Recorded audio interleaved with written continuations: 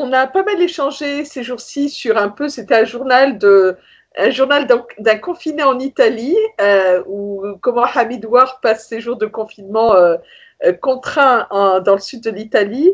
Là, on en a profité pour faire un peu la situation sur l'Algérie. À chaud.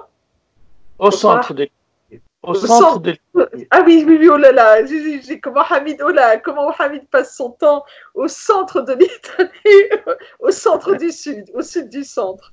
Euh, ouais.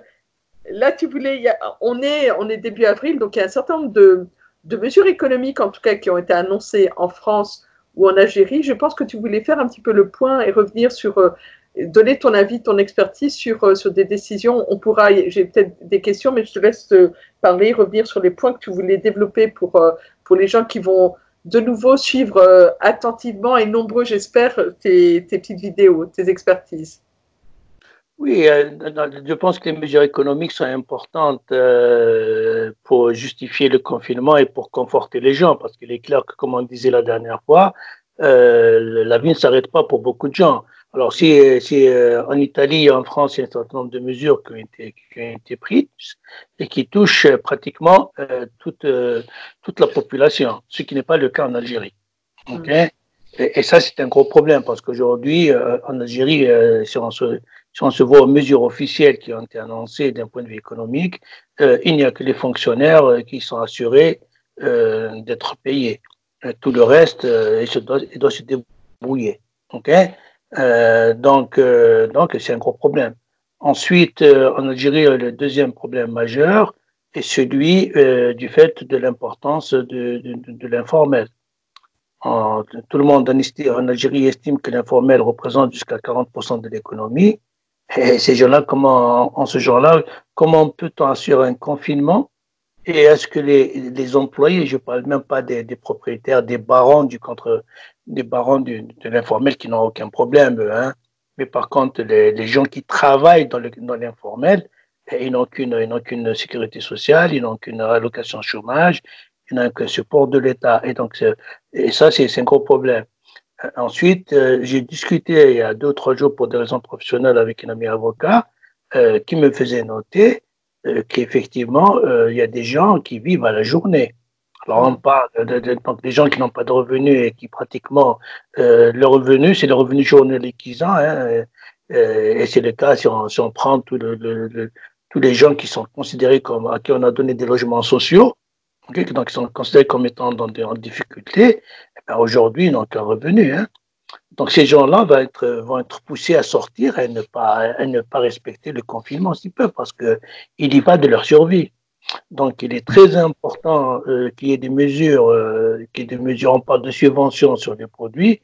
On revient encore une fois, et c'est pour moi une chance de faire un changement structurel en Algérie, de passer d'une politique de subvention généralisée des produits de base comme l'huile, le sucre, etc., okay, à une subvention monétaire et qui est ciblée vers les gens qui sont dans le besoin. Donc aujourd'hui, on a des instruments pour dire, et ça va, pousser les gens à re-rentrer dans le formel, parce qu'il faudra être comptabilisé au niveau de la commune, il faut avoir une carte Chifa, etc., pour avoir accès, pour avoir accès à la santé, etc.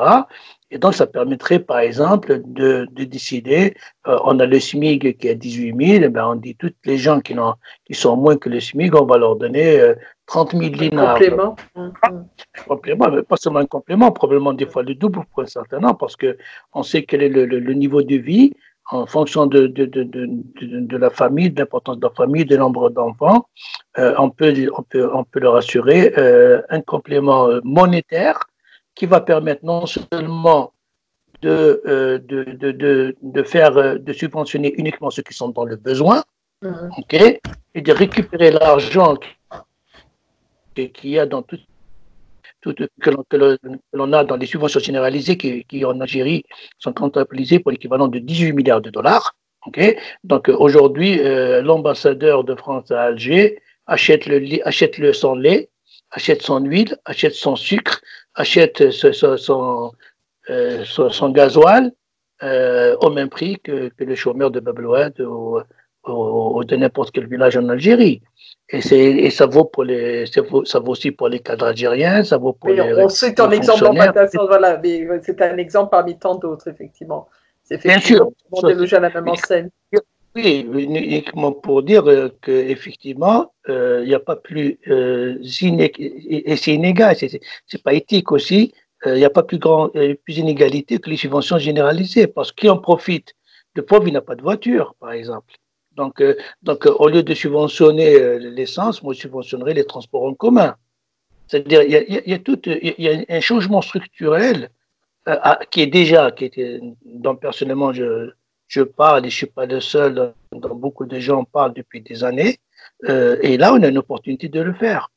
Une opportunité de le faire, justement, on a tous les instruments techniques pour le faire. C'est question de volonté politique.